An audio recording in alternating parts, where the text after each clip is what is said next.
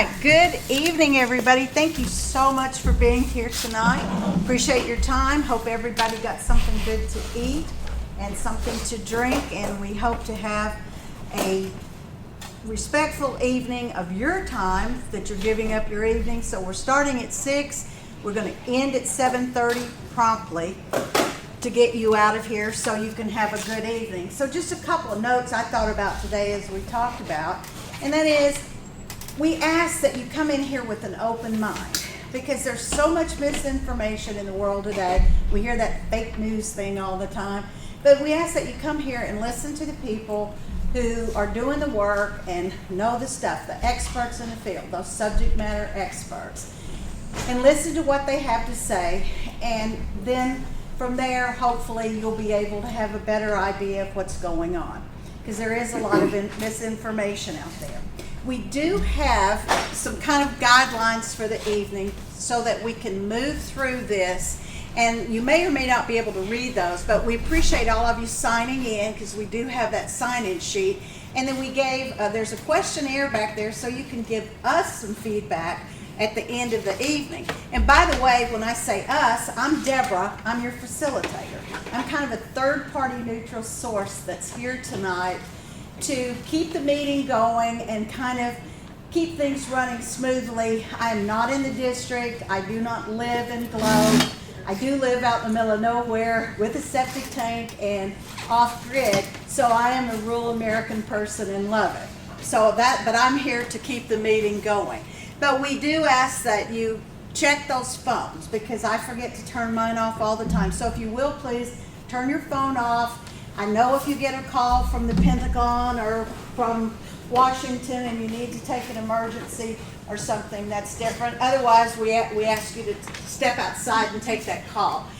Also, the presenters are on a time frame, and I'm going to be monitoring their time. So we ask that we have absolutely no questions. They will not entertain questions during the presentation. That's only during the question and answer period. And also, we have any questions are going to pertain to this workshop. There will be a series of workshops that are going to be coming forth with information, but the questions will pertain to what's happening tonight. Another thing is that the district has provided some meals for you because you're a resident. They want to try to have your attention and your open mind during this. I heard somebody say a bribe, but it's not a bribe. It's just a goodwill gesture from the district, because it's dinner time and we get hungry. So we didn't want you sitting here starving to death. So with that said, at the end of the presentation, what we're going to do is we'll start and ask. You'll have 1 minute to ask questions, and I will go around at the end and go through the procedures on that. But at this point, I just want to say again, thanks for being here tonight. Hope you enjoy the evening, and hope you have a good open mind and learn some good things. And with that being said, I'm going to turn it over to the president of, not of the United States, but the president of the Tri-Cities Regional Sanitary District, Robert Jacques, and he's going to take the meeting from here after we do the pledge, and then we will get our speakers started. And if I will be in the back of the room, if you need anything, if you do get a call and have to leave, just please take it outside. And let's try to hold any conversations between each other. If you need to talk, also please go outside. So Robert, I'm going to turn it over Deborah. to you. Thanks. Again, my name is Robert Jacques. I am the president of Tri-City Regional Sanitary District, TRSD. Before we go any further, as Deb said, would you rise and join me in the Pledge of Allegiance? I pledge allegiance to the flag of the United States of America and to the republic for which it stands, one nation, under God, indivisible, with liberty and justice for all. Thank you for attending. It's good to see some new faces here. Can I have a show of hands? Who are the residents currently residents in the district. If you could show your hands. Don't be shy. Don't be shy. Who was a resident in 2012 when this first started out? Okay, thank you very much. We began to talk about having workshops, public workshops, back in April when I visited with a resident of the district, and she thought it would be a good idea as a way for us to communicate, develop better communications with our residents. And we had hoped to have the first meeting before the May workshop, but simultaneously we were entering the realm of social media. We retained a social media manager, and he brought some really good thoughts to how we might make our presentation. So that delayed it to where we are tonight. This will be the first of several workshops, could be up to 5, and each workshop will cover a separate project. Tonight's topic, separate topic. Tonight's topic is twofold. The first, Mr. Jake Garrett, who is the manager of the Gila County Wastewater Division, is going to talk to us about the evolution of on-site wastewater treatment systems, beginning with the fabled outhouse. And after that, we will get into, we've broken down the workshops, at least right now, into blocks of time. And the first workshop, tonight's workshop, will cover that time period between 2012 and 2016. And it was at that point in time where where the board and Tri-City and the USDA Rural Development was really pushing or interested in regionalization of wastewater treatment. That was in the vogue at the time. So from 2012 through 2016, TRSD board members and Mike Krebs from Pace Engineering, as well as our attorney, first met with the town of Miami and the city of Globe in an effort to develop a regionalized concept. That concept was turned down by both the town and the city, and the reasons for that I will not go into at this time. With the failure, and I'll use that term, failure, to attempt to regionalize, the board, RD, and Mike got together and thought that maybe an attempt at miniature regionalization, regionalization might be in order. So the board, Mike Krebs, the board attorney, began negotiations with the town of Miami. And we'll go into that, Mike will go into that in his presentation. And when I say Mike, I'm talking about Mike Krebs, who is project director, project manager.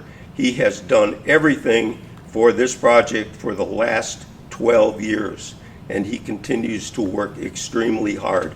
So that's what we're going to do. Our objective then for tonight is to talk about, from a standpoint of regionalization, everything this district, this board of directors went through trying to bring that to fruition, and also to talk about the advent of wastewater systems. The objectives for the workshop sessions as a whole are to provide the district residents and adjacent community stakeholders with clear information as to how this project has matured, the journey of this project, first attempt at regionalization, then realizing that did not seem to work, going off and evaluating the potential for building our own wastewater treatment plant. So the entire workshop session will cover specific topics on that journey. I guess the last thing I would say is just to parrot Deb's reminders. Please turn off your phones. No sidebar conversations. I know that's always tempting, but please do not do that out of respect for our presenters and your fellow attendees as well. The last thing I would like to say is with regards to questions, I don't know whether Deb said this, please raise your questions with regards to the topics we discussed tonight. You'll have opportunities to ask questions on other issues as we discuss those topics. The thing I will be very clear about is that once this meeting is over, once all the questions are answered, we are videoing this meeting. And we are doing that so people can go back and see what was said, what wasn't said. So we're looking for clear transparency. So I would appreciate your cooperation in that fashion. So thank you very much. And having said all that, I am going to turn this over to Mr. Jake Garrett. Thank you, Bob. So, who am I? I am the director of poop in the area. So, I have, since 2004, I've been the manager of the wastewater section of Gila County, which includes obviously all of you who live in the Tri-City Sanitary District, as well as any place else. So, I've been involved in this project since 2009. And so I've seen all the twists and turns and all the things that have happened. My job tonight is to talk to you about how let me say it how to say this a different way. What I represent what you have today.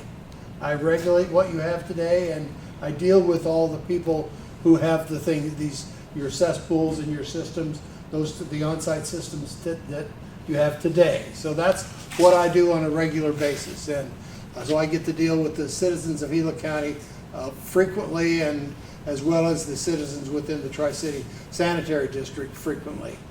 So let's go back and talk about where things started. So back in the early, well, I'd say it's the late 1800s when mining was taken off around here. That was the preferred mode of waste disposal. And so, and I'm sure, well, I don't know, but I'll say you've all at least heard about outhouses. And as I have been on many properties where there are many pits where the outhouses, they've got full, they moved to a new pit, and that was the best technology in the time. Around 1904 or so, around here, there was a great advancement that took place in waste treatment. And that is that we developed a cesspool. And what a cesspool is really an outhouse with running water. Now, that's good in that we can put all our water there. The pits don't fill up as quickly.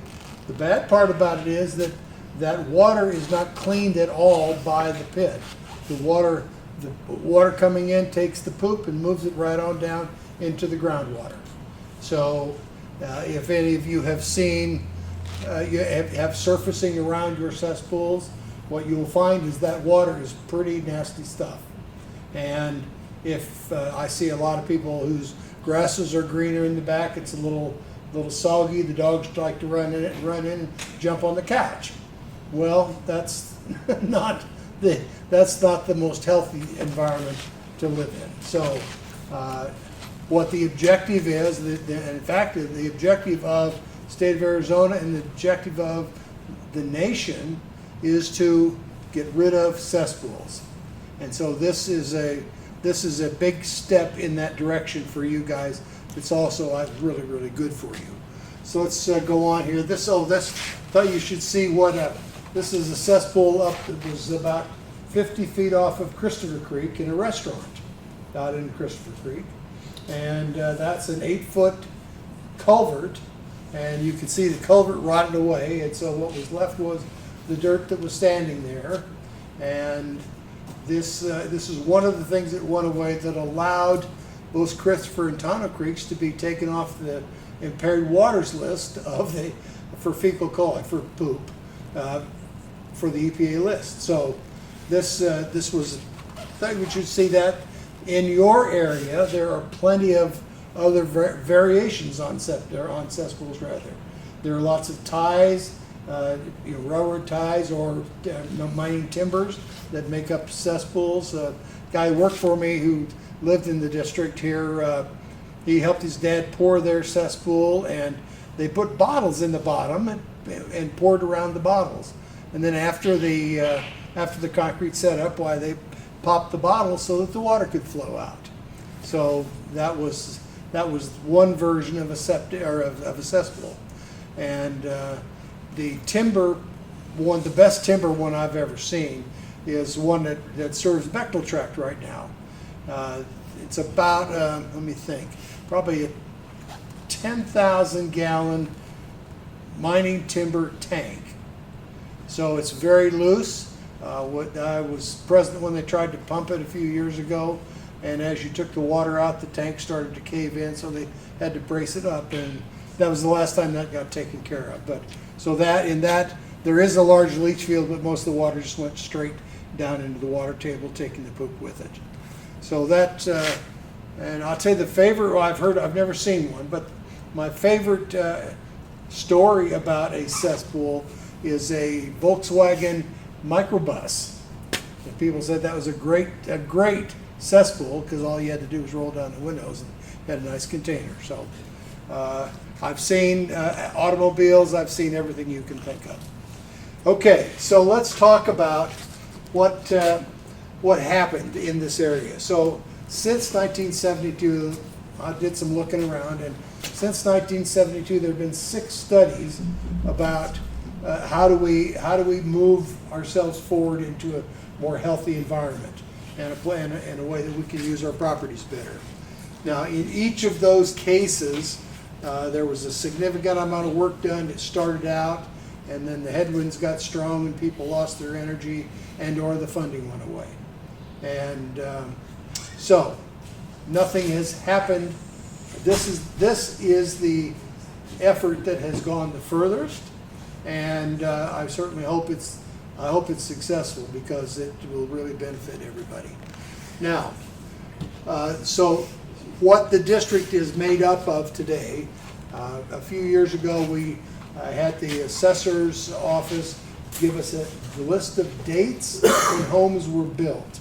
I did some talking to the contractors in the area, and what they told me was that around 1970, somewhere in that neighborhood, they stopped doing cesspools and started doing septic systems. And I'll call those old septic systems because the design for those septic systems was really based on percolation testing, and it was also based on the science of what your daddy thought you should do. And so when I first started in the wastewater business back in the 90s, I started doing perk testing, and had guys come and say, "Hey, buddy, you're not doing your perk testing right." You know what a perk test is? You simply you dig a hole, take 5 gallons of water, you pour the water in. If it goes away, it perks. Now, that is not an accurate way to determine how wastewater can be treated in the soil, I can tell you that. So that was what I was told, and then, the common thing I hear was that Daddy said, well, you need 30 feet of leach line per bedroom, or you need 50 feet per bedroom. And that's what people did, and you'd have to respect them for having thought about it and done it correctly for what was known at the time. Things are way different now, and so we have advanced from the cesspool arena way far today. But when you look at the district itself, there's about 1,950 homes in the district. Of those 1,950 homes, 1,755 of them approximately are, and that's about 90%, are served by either cesspools or really old septic systems, really old ones. So that would mean if you look at 1,365 cesspools based on the age of the homes, and another 390 of the old septic system based on the age of the homes again. So if you add those up, you're over 1,000 homes out of 1,755 homes that are there, and well, that's the way it is in the district. So you've got a huge amount of poop going into the ground, plain and simple. And then there are about 350 business units here. The same thing happening there. Now, one of the limitations in my job, one of the things I don't like about my job, is that people come to me all the time, many times every week actually, throughout the county, and say, hey, I'd like to add a bedroom. My kids want to move in, back in with me, bring the grandkids in, and I have to say, I'm sorry, your septic system won't support that. And it's even worse with a cesspool when I simply say, you can't add bedrooms and you can't add plumbing fixtures to your cesspool. I'm sorry. That's state law, has been since 1976. So you're stuck in the water where you're at today. You can remodel all you want, but you're not going to regain, pull that money back out in the sale of your home. So that's the situation that we are today. Now, when these projects started, all of the requirements for funding were that you assess all the options that for what you might want to do, the things available to you. The option that was never talked about, it's in every project has an option called the do nothing option. So we're just going to leave it the way it is today. We're just going to move ahead. Now, I've always wondered, you don't have to answer this, but I'd like you to think, what do you think the cost of the do nothing option was when it ended up in the analysis? Don't anybody answer. Just think about this, because I did. And so I went out and started looking at what I thought would happen in the district if the do nothing option was where we ended up, because that's what history told us is going to happen again.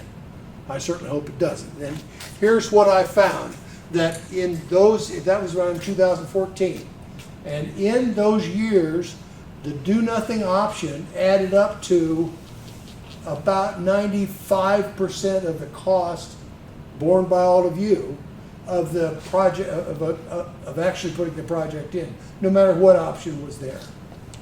So, I'm going to show you where that money came from. Next slide there. So, of the 1,755 homes, just from looking at the size of the properties, looking at the shape of the property. So, if you live in the canyons, you know that your backyard is straight up. And so there's not much space down in areas where you can live, and that's certainly, you can't lift that water up there for cleansing purposes for an on-site system. So I looked at it and said that I think of the 1,755 homes, I think you're going to find 615 or thereabouts homes that people are just going to simply vacate them. And you look around your neighborhoods and you're going to find there are a number of homes that are exactly that way now. And there are going to be another 1,440 homes. A guy who worked for me had decided he was going to walk away from his ancestral home, the one he helped his daddy build septic on, because the loan amount on it was way far more than it was worth, and the cesspool was starting to cave in. So he just walked away. And 2 minutes, I better move on, hadn't I? Well, I better quit talking and tell stories. So where it gets to is this. What I don't like about my job, again, I've told you already, is I get to say no to people because of the limitations of their cesspools. I also get to come out and tell people you can't, I'm sorry, but you can't have your cesspool surfacing, the dogs in the neighborhood running through it. That's bad for the health of the neighborhood, certainly for your family. We can't have the gray water and or the septic running down the streets, which is frequent things that occur. So I'm concerned for all of your health. I'm also concerned with the limitation on the ability to actually grow your families and grow your homes and use your properties the way you'd like to use them today. Because I get almost every day somewhere in the county, I get to say, no, I'm sorry, you can't do that, because it's not healthy and because your septic system and especially your cesspool will not support that. So I just want you to know that as the guy responsible, I'm really concerned. And I really hope that, we'll all see our way clear to have this project go forward, because it'll certainly be good for the health and the safety and the pleasure that could be had in the neighborhoods. And with that, I think I'll call it a day. If you have any questions, remember, 7 o'clock.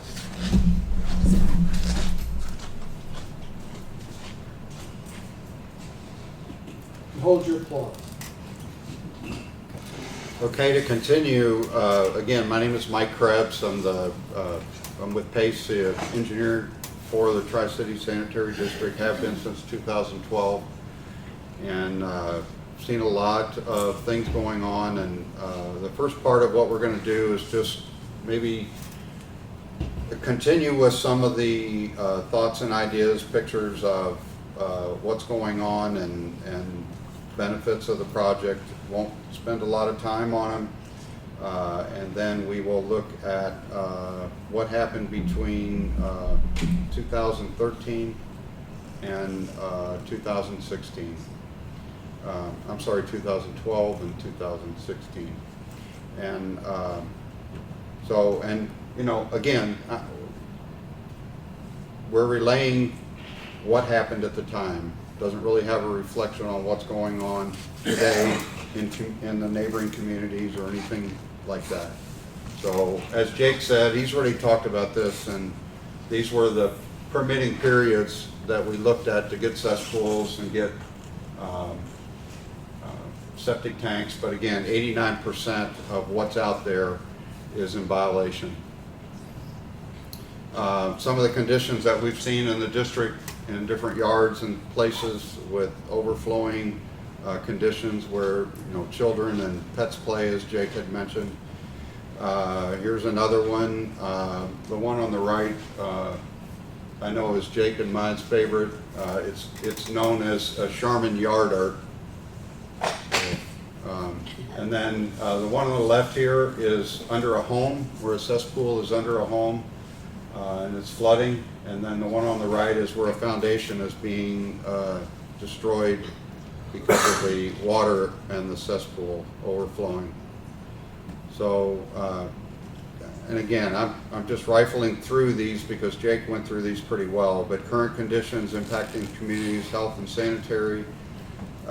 Residents, business with failed systems can't occupy the property. Homes with failing systems, unable to make improvements or sell because you can't get a mortgage without a system being hooked up to your house that's up to date. Estimated 300 to 400 of the 1,800 homes in Tri-City are abandoned, have been throughout the years. Lower property values and areas with failed systems, cesspools remain undeveloped or underdeveloped.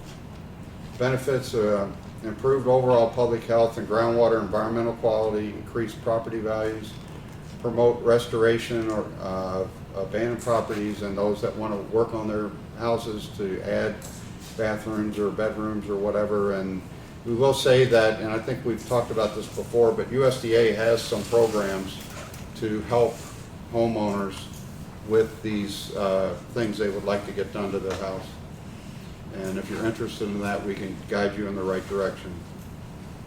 Protects from future economic hardship, and in the event of a system failure, as Jake talked about, provides flexibility for home financing and things like that. And then the cost from the main line to the house is also part of the project and will be paid by the project.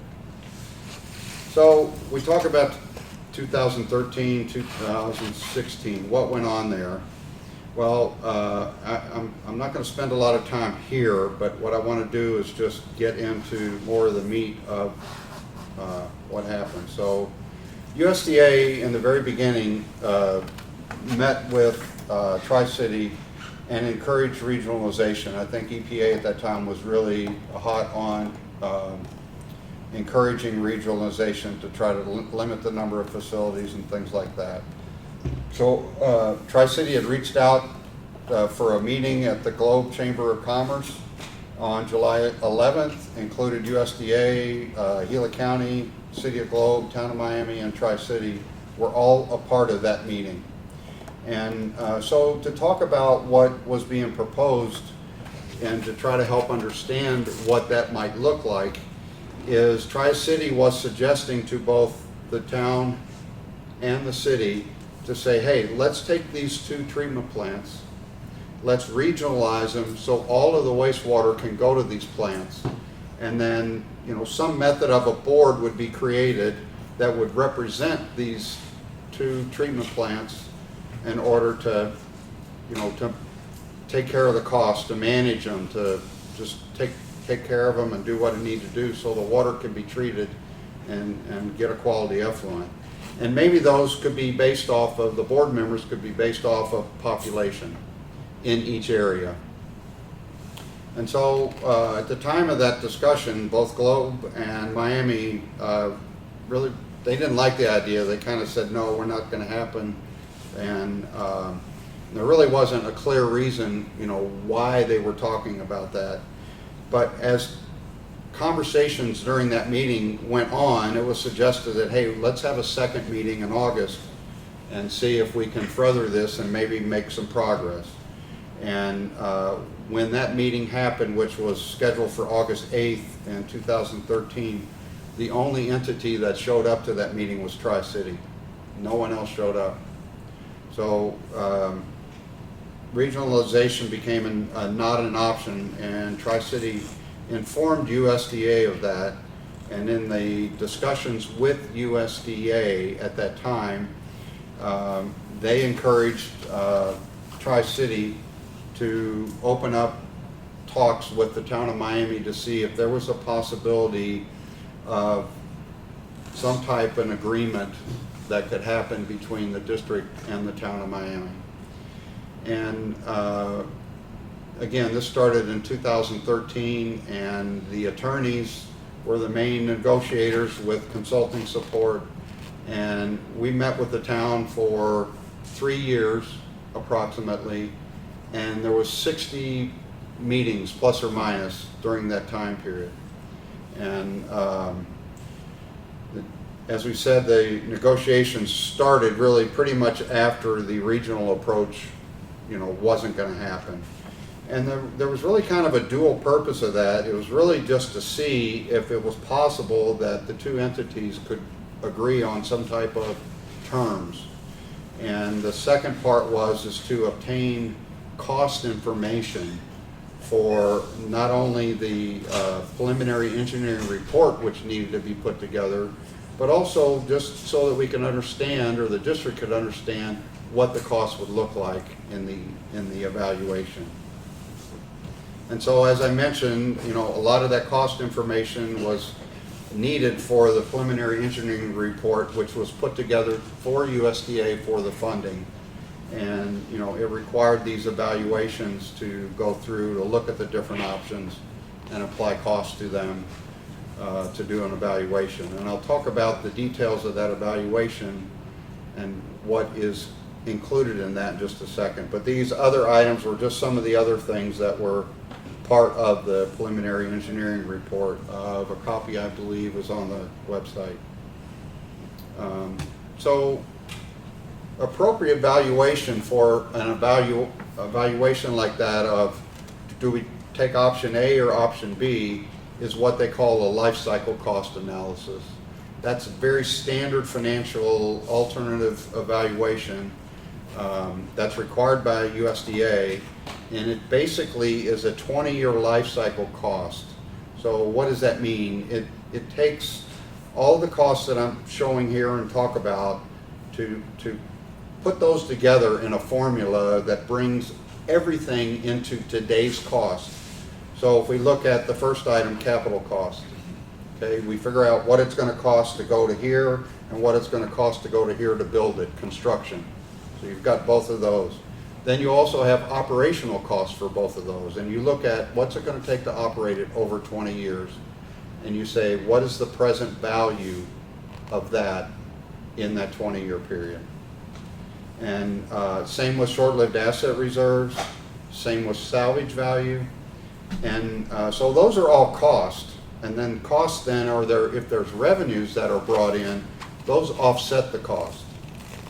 And so the other item that would be somewhat of interest would be the revenue from effluent sales. And that would be, what is it, again, the present value of that. And you know, a lot of things, it's like the most toys wins. This is the opposite of that. Whatever present value is the least is the one that is the best option. And because you're evaluating cost, and you want the cost to be as low as possible. And then the revenue would offset that cost and bring it down even more. So, so just want to point out that just looking at capital costs for any evaluation is an inappropriate and inaccurate to only consider the capital cost to base a decision on. So what do we obtain from the town? So there was a purchase of capacity at $5 a gallon, or 1.2 million, and this value was imposed by USDA.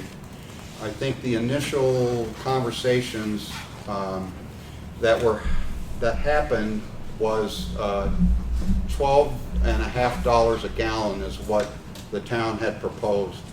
And USDA stepped in and said, no, you're not going to charge $12.50 a gallon because one, the town did not put any money into the plant.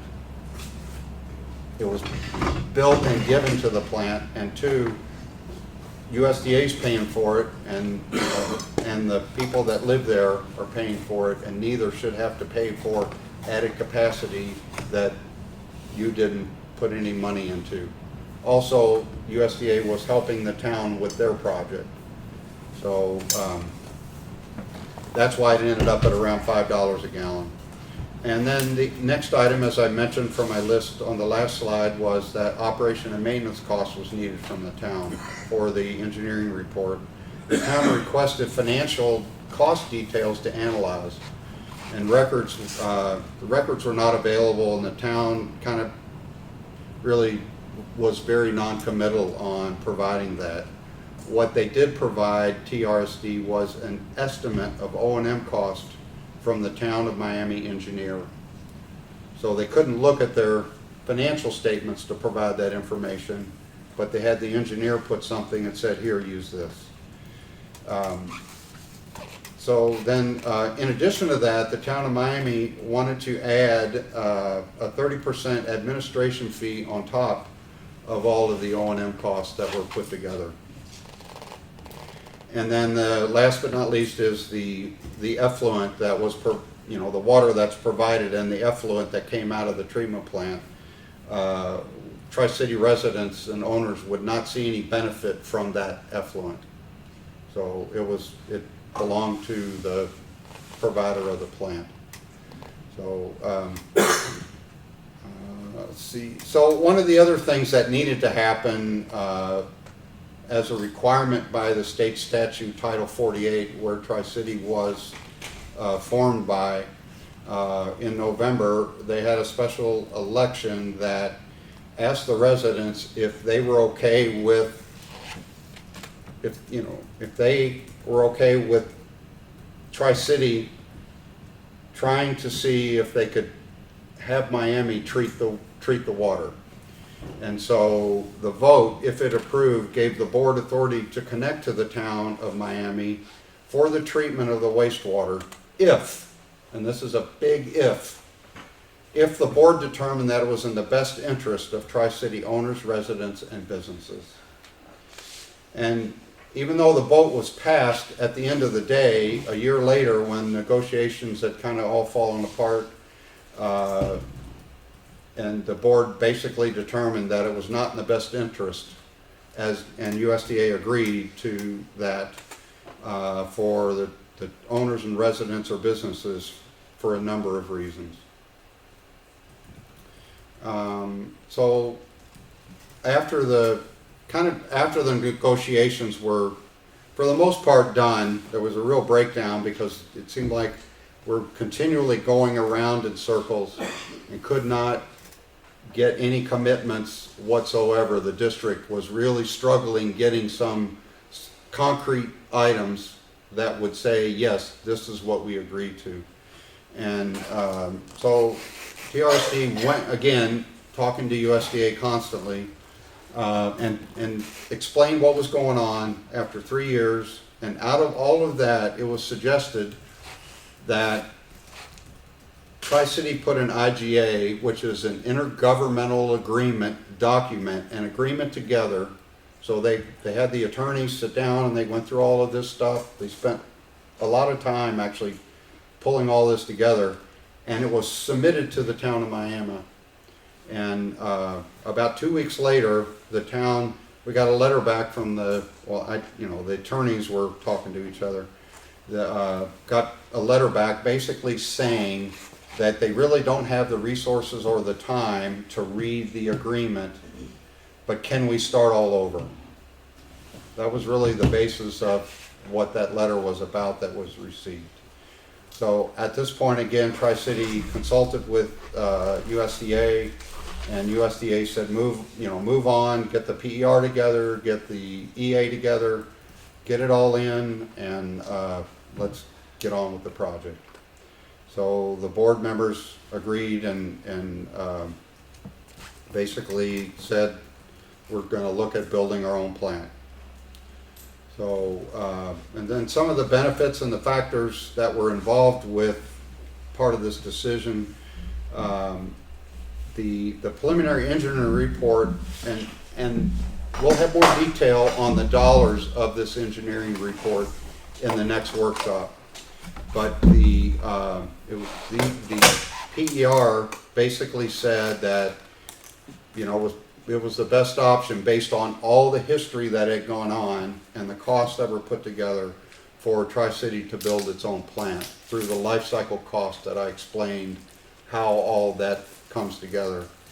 And that was presented to the USDA, the Arizona State Office, and the DC National Office. Both agreed with the approach that was laid out in the preliminary engineering report. And some of the factors that were really looked at were Tri-City has control of all costs associated with the facility. And you have to think about that. If you don't live in the town of Miami, you live in the district, you don't vote in Miami elections. So it's you have no control or recourse if the town wants to raise costs on Tri-City for whatever reason. The actual cost for the town of Miami, as I mentioned, to treat and to their cost of their facility was not available in a financial document. And so the operational cost that the engineer put together couldn't be confirmed. We really didn't know, we really had no history, which is a very tough thing from a financial standpoint to accept and not have to evaluate and look at. And then this one I thought was a really interesting item from a couple of reasons. But if the town opted to discontinue treatment of Tri-City wastewater at any time, they could say, we're sorry, Tri-City, but you've got to find another place to go. So the best example I could think of is that if a developer did come into the town and said, we need 300,000 gallons of capacity, they being the town, could easily come to the district and say, we're sorry, but we're going to supply this capacity to that developer, and Tri-City, you have to leave. And so then, where would the district be? So that was something that really bothered the attorneys, as well as just kind of an overall very disconcerting issue with what was going on.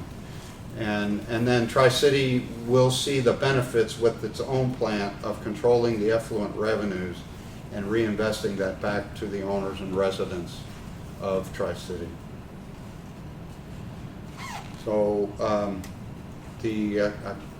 I went through that a lot quicker than I thought I would.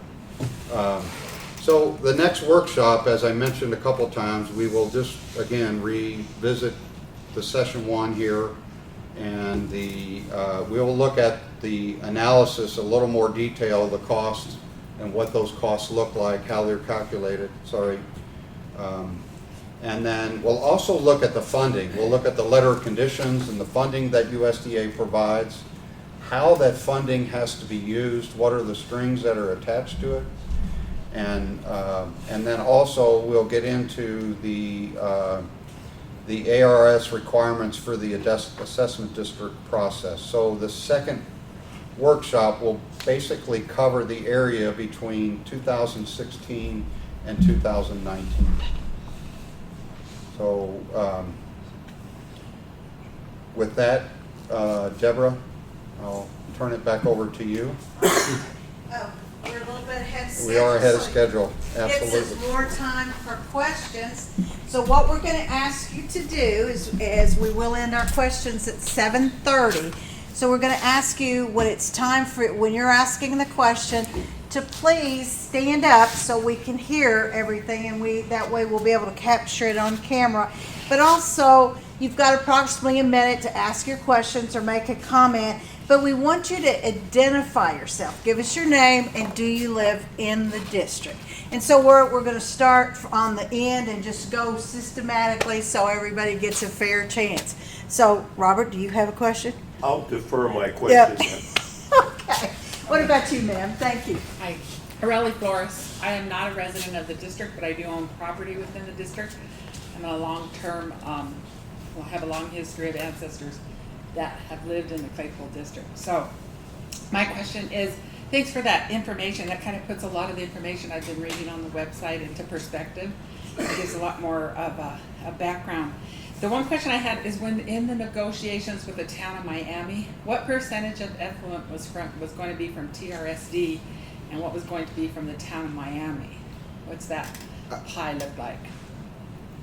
I'm sorry, I missed the part in the middle of your question. Okay, what percentage of the effluent was coming from TRSD, and what percentage was from town of Miami in those discussions? At that time, it was about 50-50. Okay. Because that was before they had their project. And I think what I remember is the flows were about 225,000 gallons a day. And what the district was looking at that time, based on the PER, was about 240,000 gallons a day. Okay. So it was pretty even. And my second question was that I understand that in those negotiations, there's this belief that the TRSD wanted to take total control over the town of Miami's wastewater treatment plant. Can you speak to that? No, I don't think that was ever considered. I think what was considered is what we talked about, is that regionalization that maybe you weren't here for that. Oh, probably, sorry. Right, it was in the very beginning of my presentation, and basically USDA at that time, EPA, was really pushing for regionalizing, not, instead of having, you know, a bunch of smaller plants, have something that's together can feed the whole area, right? And so USDA said, get the town, get Globe together, get the county together, we'll be there, and Tri-City be there, and propose to both of those communities, hey, let's take your plant, let's regionalize them, because there have been a ton of reports put together about regionalization. And so Tri-City organized that meeting, and we met at the chamber, and basically we threw out that option that, hey, let's consider this, right? And maybe there's a board that you know, managed the two plants, right, separate from the town and the city, separate from Tri-City. And so they managed that. That was really all they did. And the board would be made up of, a suggestion was population. You know, if there were 9 board members, 11 board members, it's a percentage of population of how much each would elect to the board. So a democratic system. Of Yes, of yeah. representation. I mean, right. And so that was basically at that meeting rejected. And but then there was continual conversations about it, And everyone said, well, let's get another meeting going. Okay, so we scheduled a meeting about a month later at the same place, same time, I think it was August 8th, and the only entity that showed up was Tri-City. So we felt like, okay, they were done. They didn't want to talk about it. And so we went and talked to USDA, and then USDA said, hey, why don't you talk to the town to see if you can work out terms and a deal that would be agreeable on both sides to have the town treat the water. And that was the very end of that discussion, and I think that you heard most of the results of that. And my final question was, from a citizen's viewpoint, that when a group of citizens want services, need services, and there's a breakdown in communication between the entities, what suggestions would you have for citizens to help those conversations continue and come to something fruitful? That's a hard question, for me to answer. I'm not a public, I'm an engineer, and that's that's how I operate, I guess. And it's just tough when you don't even really know the reasons, and we didn't really know the reasons why they didn't want to do it. It was never really discussed or brought out.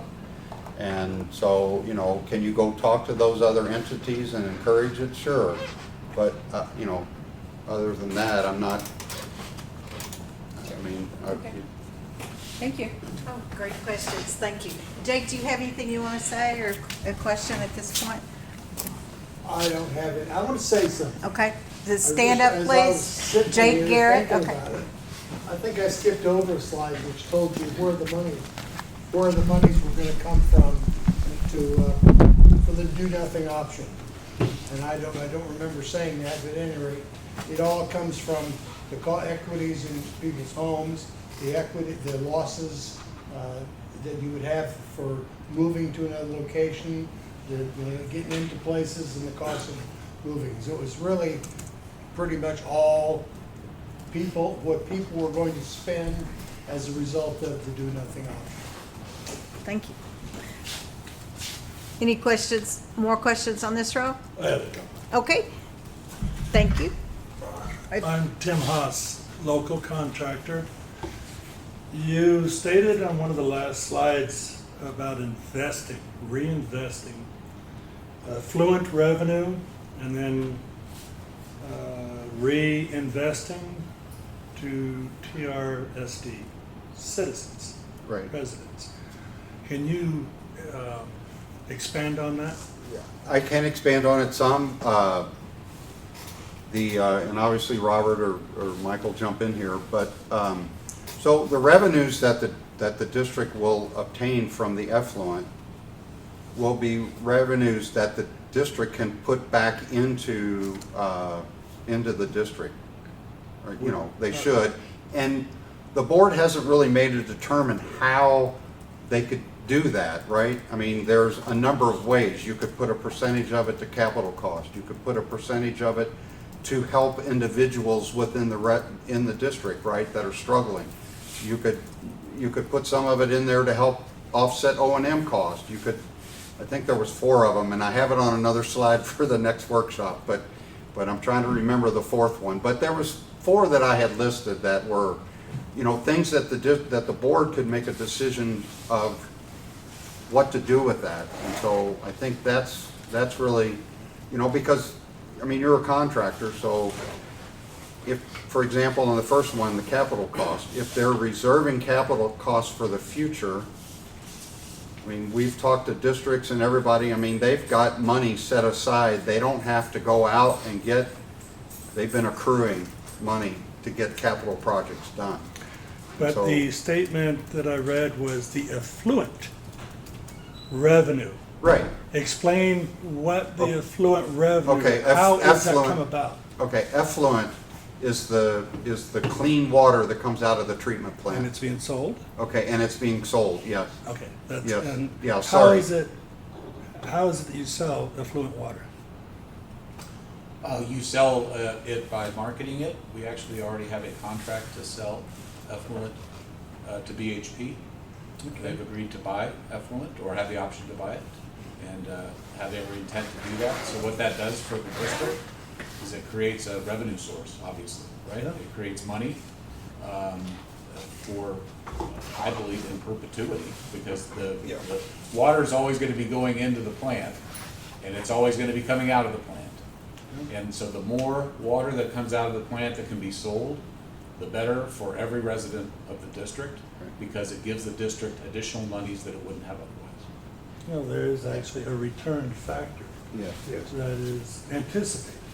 Absolutely, yeah, in the hundreds of thousands of dollars a year. Yeah. And that was not an option with, if we, No, as it we wouldn't said. be with your, Right. whether it be Globe or Tonomami. Right. If I Thank can you. also comment on that, we went through extensive negotiations with Freeport on the same thing. And we were looking for a site for the plant. They had a good site, we thought. And we, in combination with looking for the site, they were interested in our water. And we went a long way down the road with them, coming up with a cost per acre foot, an extended life cycle. So there is a demand, there is now, and there will be a demand increasing in the future for our effluent. So we have, as Michael said, we have a contract with BHP. Before that, we had a contract with Freeport. And who's to say, if we're generating 350,000 gallons a day or more, it's treated A+ standards. There is every reason to believe that could be, as this area grows, they're gonna need more water. And groundwater is a finite resource.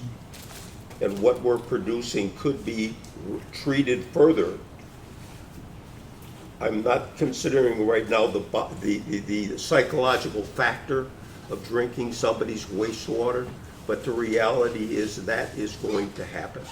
And we have a ready resource for that. It's somebody yesterday used the term liquid gold, and in actuality, that's what it is. Great questions, thank you. Sir, anybody else on this row with a question?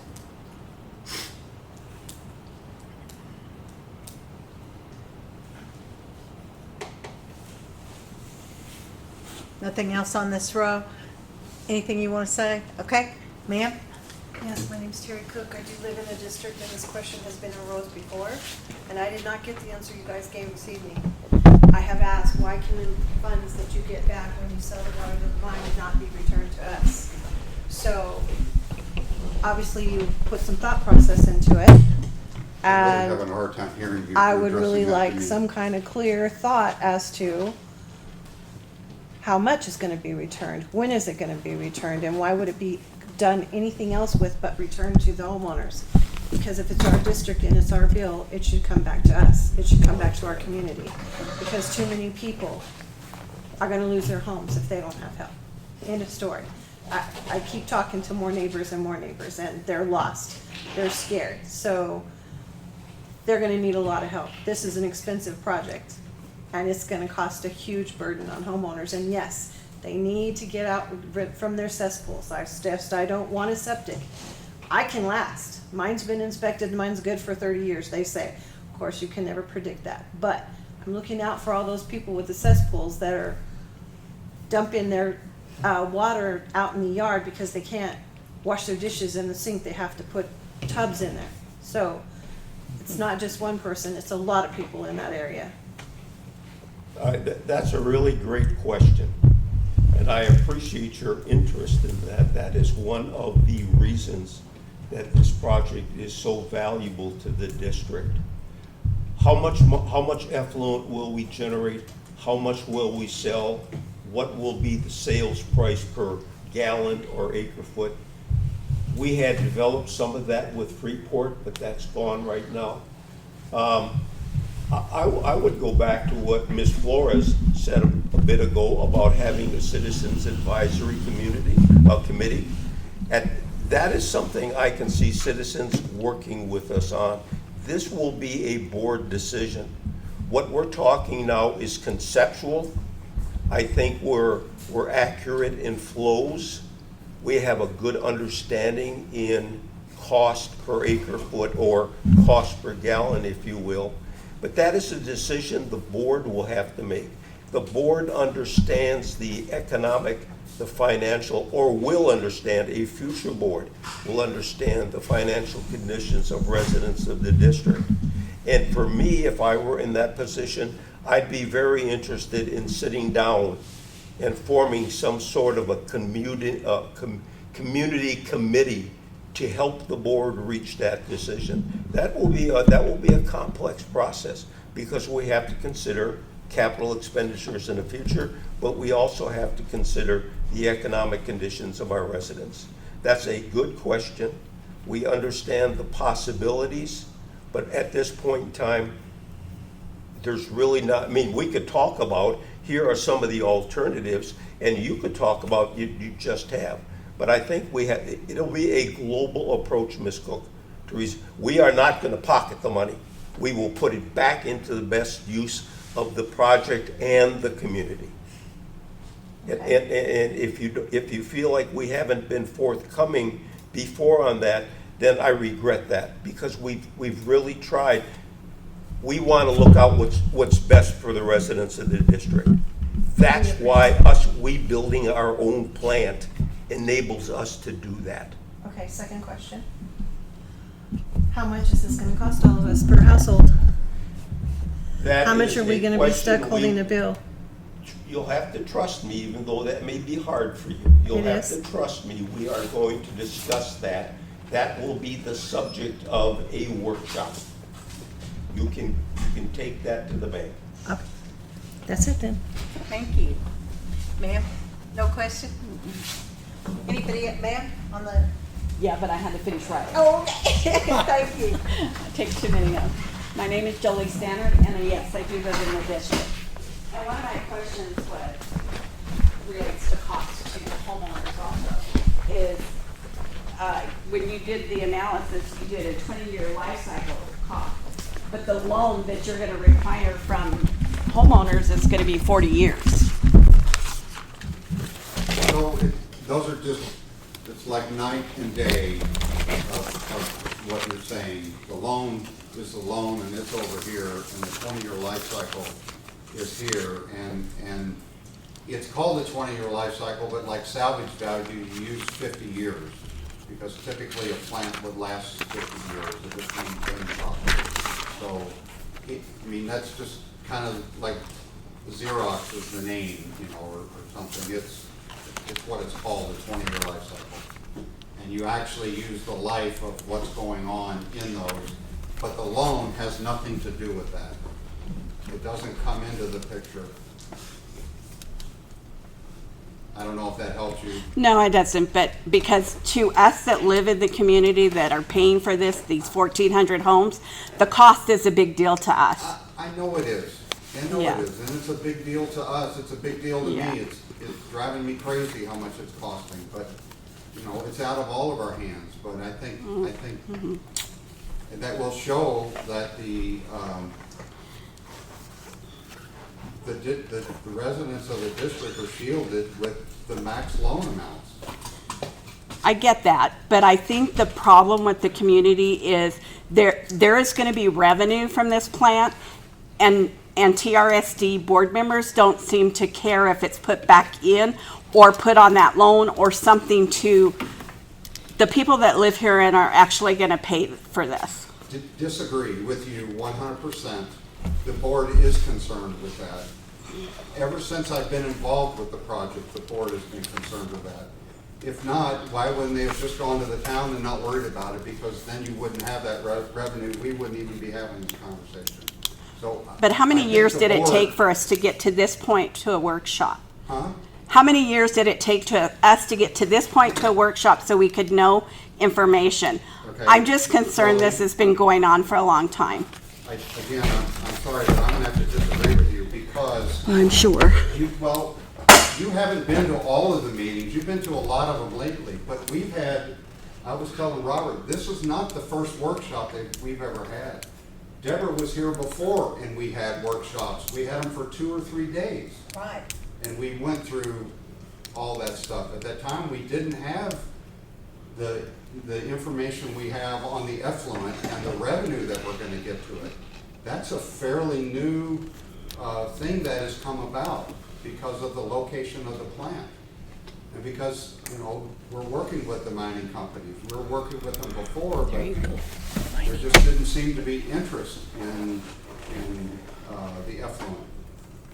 Now there's a ton of interest in the effluent.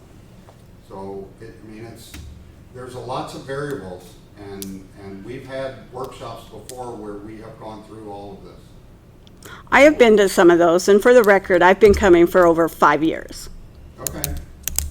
I said you've been here quite a bit lately, so, you know, I would just like to say, Ms. Standard, that you have a valid comment question about why did you wait so long for workshops? I can't give you a good answer on that.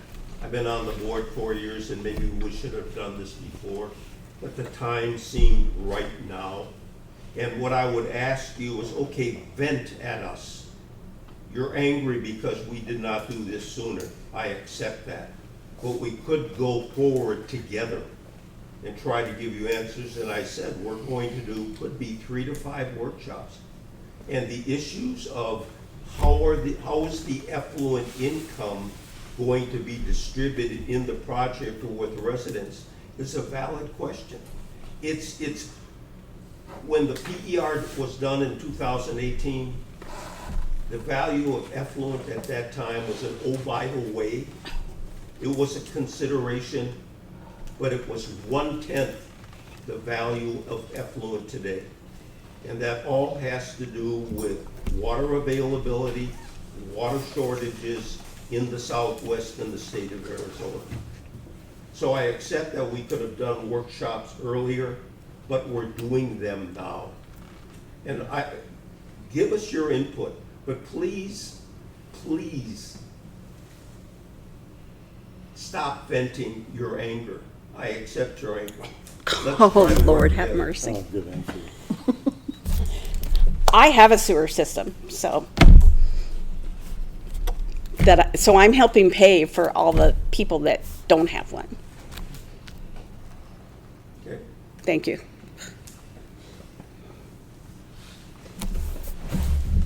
Anything else? No. Oh, okay, thank you, good question. Ma'am, question in the back row? No. Okay, sir? Yeah, I'd like to have one or two. You can have as many. Jerry. We known each other for quite a few years. I'd just like to know, have you been to all, what? Your name. Oh, my name's Harley Forrester. Do you live in the district? Yes, I do. I've been to more meetings than anybody here, except that man right there. And I've been coming a lot of years. Which one? Cribs. Oh. But anyhow, I was just wondering, have you been around to all the houses and found out exactly where the cesspools and which one has the septic tanks? Do you know that, or? I haven't been there, no. No, I'm just wondering, because it's, you know, No, I have not been there, but what I have done, well, you weren't here when maybe you were. But I'll go back and reiterate that I did talk to all the contractors in the area who were working, everybody I could find that was working back in the 1960s, 1970s. right? And they told me that we stopped doing cesspools right around the end of the 60s. Right, I agree with you, yep. I remember that, but go ahead. Okay, and I went to the county assessor and asked, and after quite a bit of work, they gave me what they thought was the list of all the homes in the district.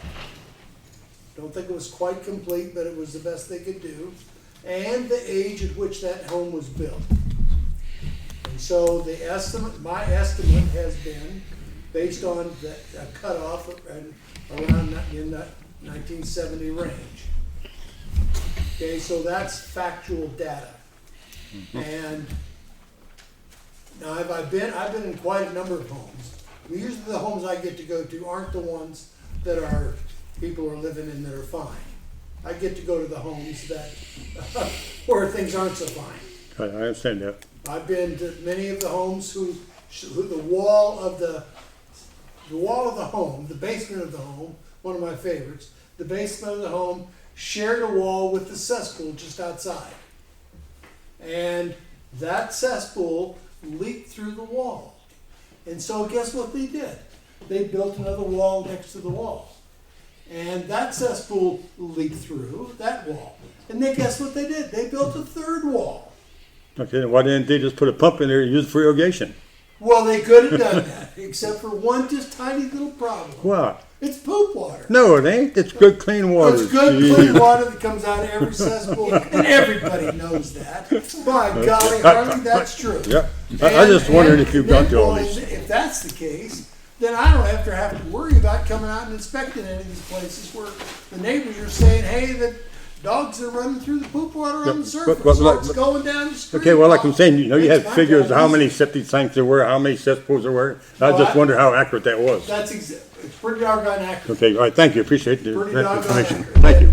And I thought that the records, I had a hard time getting that, by the way. There was a guy who hadn't been there for years, but he put his pencil to work and figured out how the tax records were kept on, well, all the places, and came up with a number that was roughly that number that you've seen today. Well, I don't know how you find all these records, because I've asked for records and, well, I don't know. Well, I tell you what, you This stuff. couldn't find those records today. Yeah. I actually have the list. Okay, thank you, appreciate it. Okay. Thank you. Sir? Question?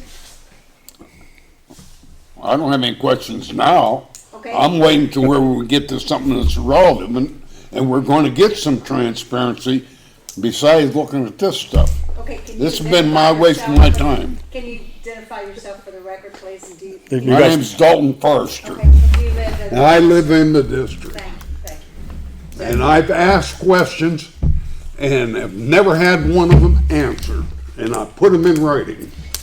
Well, ask one of that. Well, I'm coming here to see what was going on, and I figure it's going to be the same stuff. We're not going to hear anything. I did get one figure.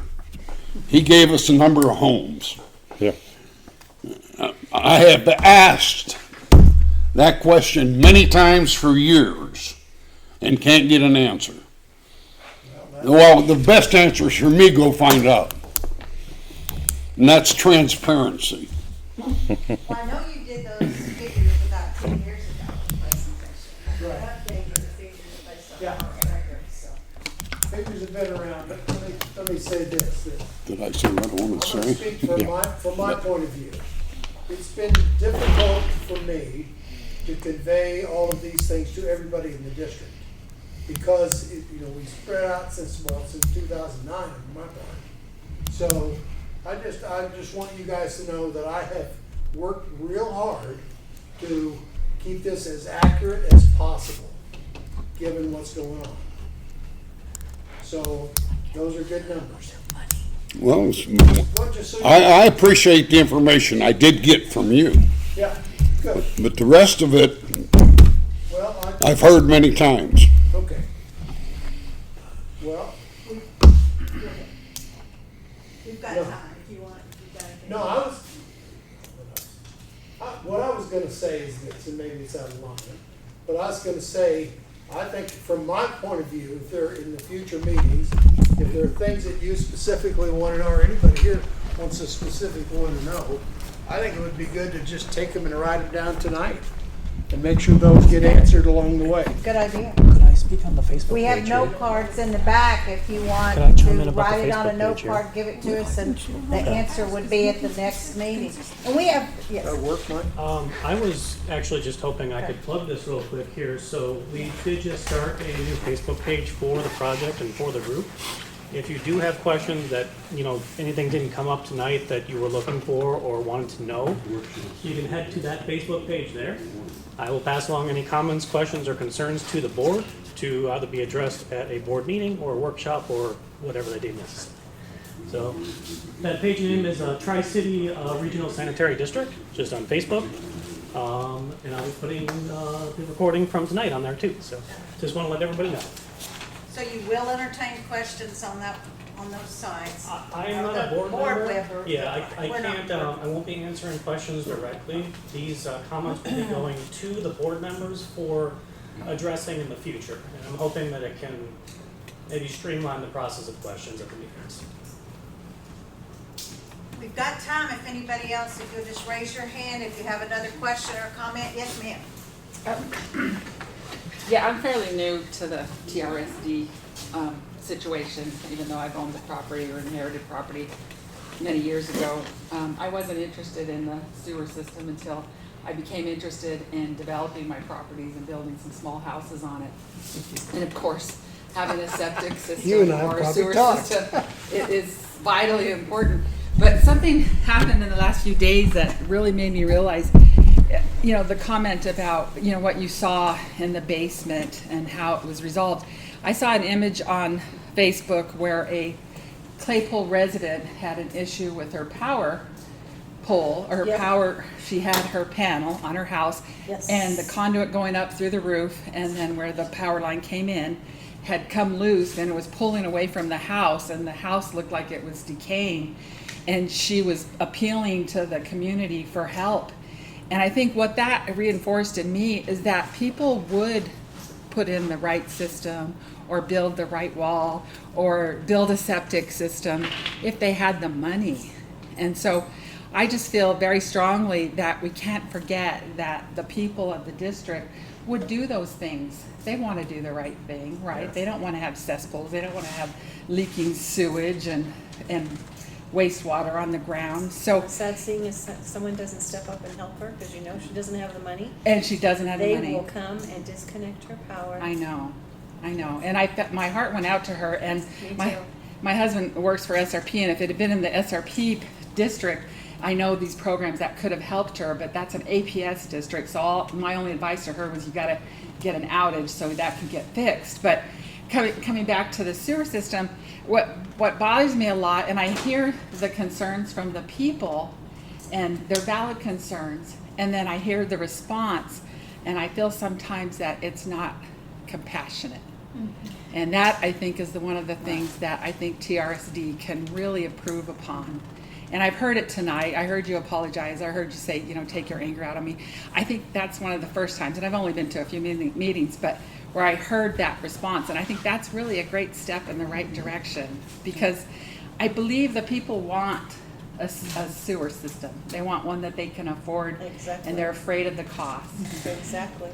And my question, I'm sorry if I'm No, taking a few that's more good. minutes, That's but my question goes back to the liquid gold philosophy of selling the effluent.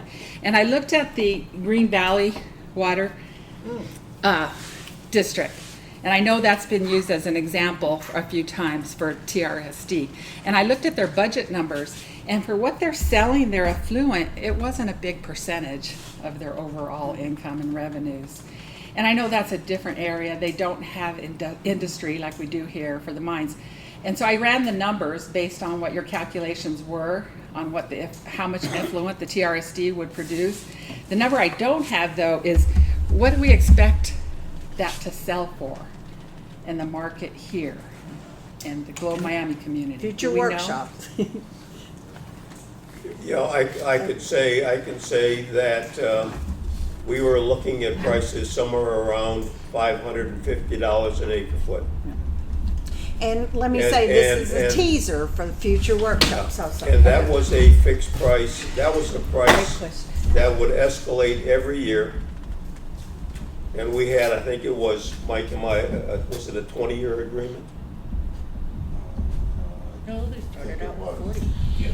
And So you asked for a price. Right. I've given you a price, and we did not arrive at that arbitrarily. Pace went out and looked at wastewater districts selling effluent, Tucson, Flagstaff, Chandler, Green Valley, Peoria. So we looked, and we affectionately called them the Arizona Effluent Council. We just, AEC. So in answer to your question, that is a range. Right. And we had I will say, I think I'm pretty close, a 3% per year escalation factor. okay, I can run the numbers and then come up with that. Is it going to be sold on an open market, or you already have an agreement in place with BHP? For a limited time. For a limited Yes. time, a preliminary time, and then you're gonna Yeah, open it and up. it also is, the price under that agreement goes up as rates go up generally in the market. So it's not a fixed. And I think value. these are gonna be topics too in future workshops, right? Where Yes. more of the financial, we're just trying to give the time frame. So these are super great questions to think about I for can the also future. say, Devin, furtherance to Right. that comment. Right. If you look at our Phase 1 PER, which is published on our website, I know, I've looked you at can it. go in there, and I think it was a listing of positive reasons why we building our own plant made sense.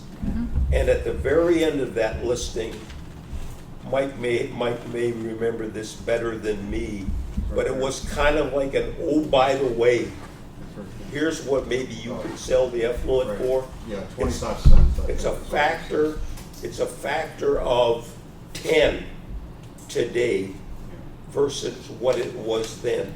And it all goes back to the shortage of water. We really get two benefits from this project.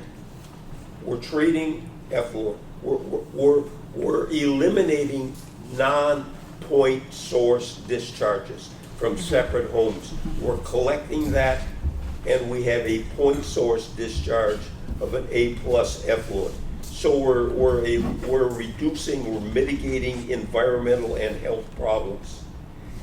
The effluent coming from the treatment plant is a marketable commodity. So we eliminate or mitigate environmental and health issues. We create an income stream that will go back to the project. And when I say project, I'm talking globally, the project, the residents, what have you. Mike, go ahead. The other thing I think, and it's hard to put a time and a number on this, but there's that building on Broadway. I don't know, can't remember how to name it, but it's like an office building. It's a health, yeah. Yeah. It's down at the end of Broad Street or Broadway in Claypool. Right. As you're going east, it's on your right-hand side. Right. Single-story white building, which I think was a health clinic. Others may know better than I as to what it was. So why am I bringing that up? Because right now, that place is one EDU because, and as that gets developed, and if it is a medical, they could be using a lot more water, right? And so it's gonna add to what's paying for all the bills, right? And so once the system gets in, you're gonna have more of these developments that are gonna come in and do these things. We've had someone talk about apartment buildings. We've had a veterans group talk about building homes in here. We've had, Where? I don't know. I'm just asking, because like, the houses are on top of each other Yeah, everywhere I There go. are I don't there know. is some vacant land in the Claypool area, but the individual I talked to who wanted to pursue this possibility, talked in terms of building houses for veterans, but he was somewhat reluctant to say where. But we know it's in the district, and it was a company, a fellow out of Florida who was trying to give back. Now, it's been not a long time, a while since I talked to him, but there is that kind of interest, Right. just based on little calls you get. I'm not doubting So the interest, no, my question is where, Yeah. because everybody's crammed on top of each other, I know. so. That's a valid point. Yeah. My whole point for bringing that up is that twofold. One, you'll have entities, larger businesses that can help with paying the bills. One. Two, the effluent quantity is gonna grow, which will increase that revenue as well. So there's like a twofold benefit from, the system getting in and businesses opening up and doing, what they wanna do. And, multifamily or whatever, comes in to add to that. That was my only point with it. Any other questions? We got a few Let me minutes. add Jake, you want to say one thing something? there. Okay. Frequently, there are business, one of the things I get to do is meet with, me and other county people, get to meet with people who want to bring a new business into the county.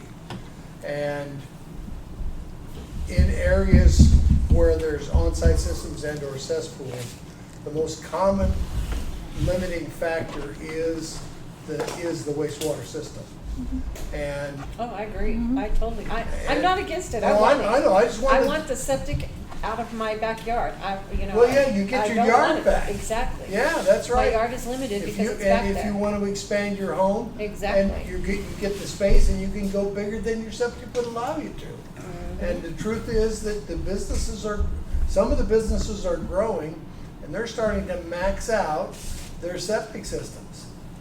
And so their growth is limited. And if there's a new business wanting to come in and take over a property, if they're the type of business that produces more wastewater, and the business before them didn't produce much wastewater, they're stuck. You can't go there.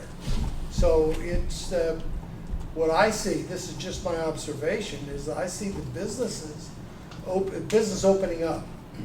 That there's a lot more opportunity for things to grow and for businesses to move in.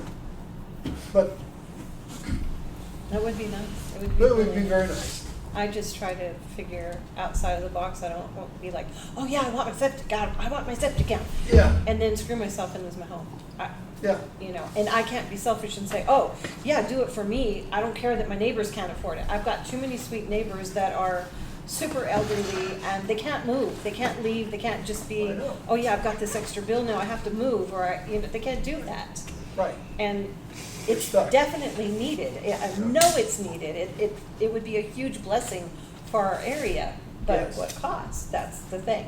Well, I would say this, it's, what I see, there, the financing for this is very favorable, in my opinion, to the residents of the district. But it's still a lot of money. It is. But, if you were to And do we're it, not finding out how much it's if gonna you cost weren't, us. yeah, stay tuned. That's the scary part though. Nobody wants something, it's like you're sitting on the edge of your seat wondering, okay, how bad is this gonna screw my life over?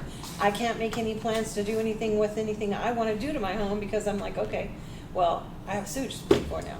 Well, you could do something to your home, since you have your septic system.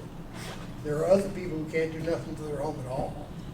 Many of them. I'm saying her money wise. Oh, okay. To I was afford talking it. about Yeah, you I have can to do it, but then to pay for that and the sewage. Well, I understand. I'm sitting at Understand. a railroad crossing going, okay, I can't do anything right now till I know.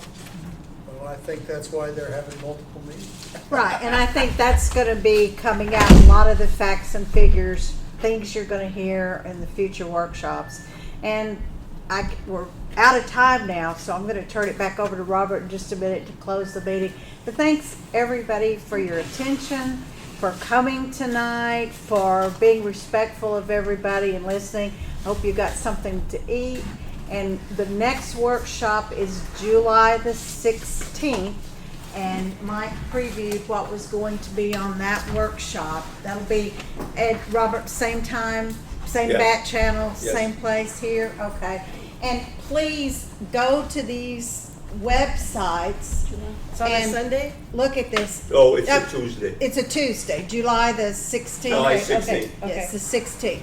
And it'll be the same thing here, and we'll have everything set up for you so you can have new questions. And if you do, check out the website because there's frequently asked questions on there that would be of benefit. So with further ado, thank you again. I'm going to turn it back over to Robert.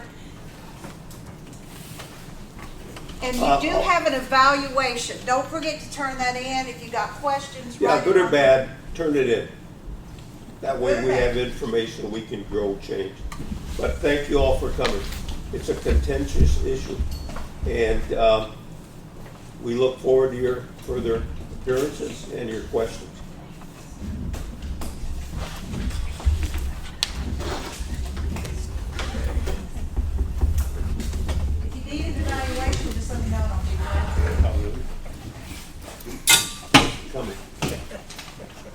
pedicure.